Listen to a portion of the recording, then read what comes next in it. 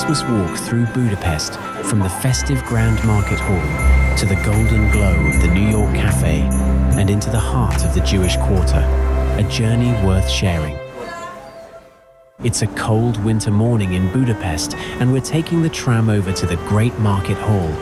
The market's been here since the late 1800s, restored after wartime damage and known for its steel frame and colourful Zolnay roof tiles. Today, it feels like a mix of old history and everyday life. Locals still shop here, and it's easy to understand why the energy is uplifting yet relaxed, and the whole place has a festive feel to it. We simply follow the crowd, letting the flow of people guide us from stall to stall. The market stretches across 3 floors. Most of the ground floor stalls offer produce, meats, pastries, candies, spices, and spirits. The mezzanine level has small eateries and tourist souvenirs, while the basement is home to fishmongers, pickled vegetable stalls, and a few specialized butcher shops. It's truly a one-stop place for everyday needs, and you can easily spend hours here just browsing and letting time slip away.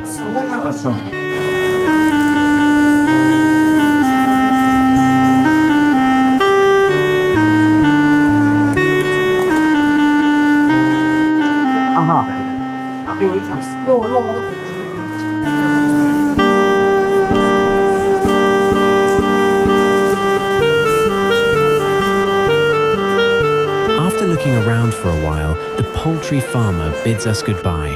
We take the metro, the small yellow M, one line with its old-school cabins, and head toward the Jewish Quarter.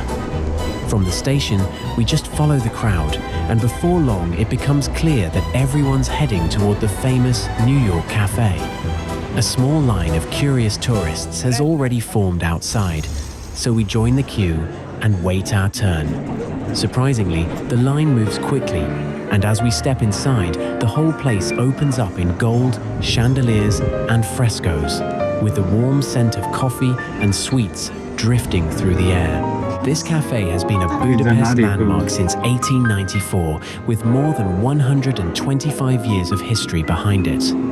Its lavish neo-Renaissance interior is designed in perfect classical symmetry, with Italian-inspired arches, marble columns, and gold-decorated ceilings that make the whole space feel less like a cafe and more like a grand European ballroom, all gold, arches, and frescoes.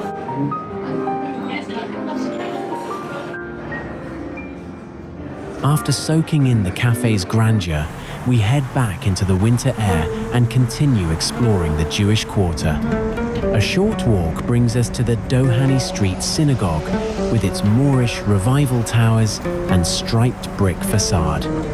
Outside, it stands tall and still, its twin onion-domed towers and glowing brickwork catching the winter light, with a rose window adding a final elegant touch.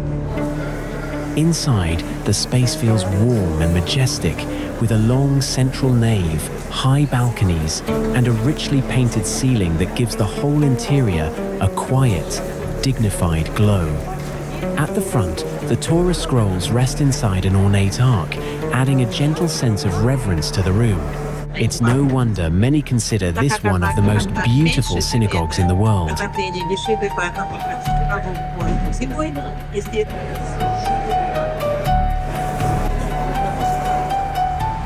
Beyond the main hall, there's a small courtyard cemetery from the ghetto years, where thousands of victims are buried. Nearby, a long stone wall lists the names of Hungarian Jews who died in the Holocaust. And in the Raoul Wallenberg Memorial Park stands the Tree of Life, a metal weeping willow sculpture with leaves engraved with victims' names. A few steps away is the Kazinczy Street Synagogue, which is closed for renovation. Nonetheless, the street around it is as charming and lively as ever. Kazinczy Street is the beating heart of the Jewish Quarter. By day, the pace is slower, the colors softer, and the whole street feels more creative than chaotic. The neighborhood is famous for its ruin bars, old, abandoned buildings turned into quirky, mismatched, anything-goes bars. By night, the place fills up quickly, and that's when the fun really begins. As evening settles in, Kazinczy Street shows the side everyone talks about: lively local scenes and a young crowd. First, we grab dinner nearby, giving the night a moment to unfold before we join the flow. By the time we get there, a line has already formed, mostly locals, moving quickly, and the best part is there's no cover charge. Outside, the old abandoned building bursts to life with colourful lights and a constant flow of people. Inside, it's dark and loud, with music, drinks, and people chatting in every corner. You'll find rooms filled with vintage furniture, neon signs, flea market decorations, art installations, and repurposed treasures that don't quite match but somehow make perfect sense together. Every room feels different. One might have old cinema seats, another covered in graffiti, and another lit with hanging plants and fairy lights. It's chaotic, creative, and completely unique to Budapest.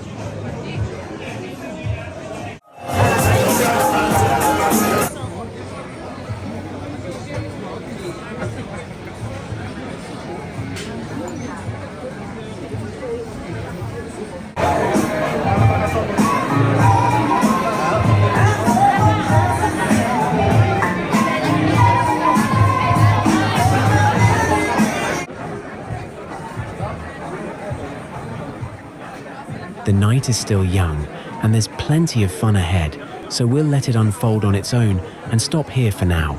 We'll pick up the journey in the next video. As always, thank you for watching.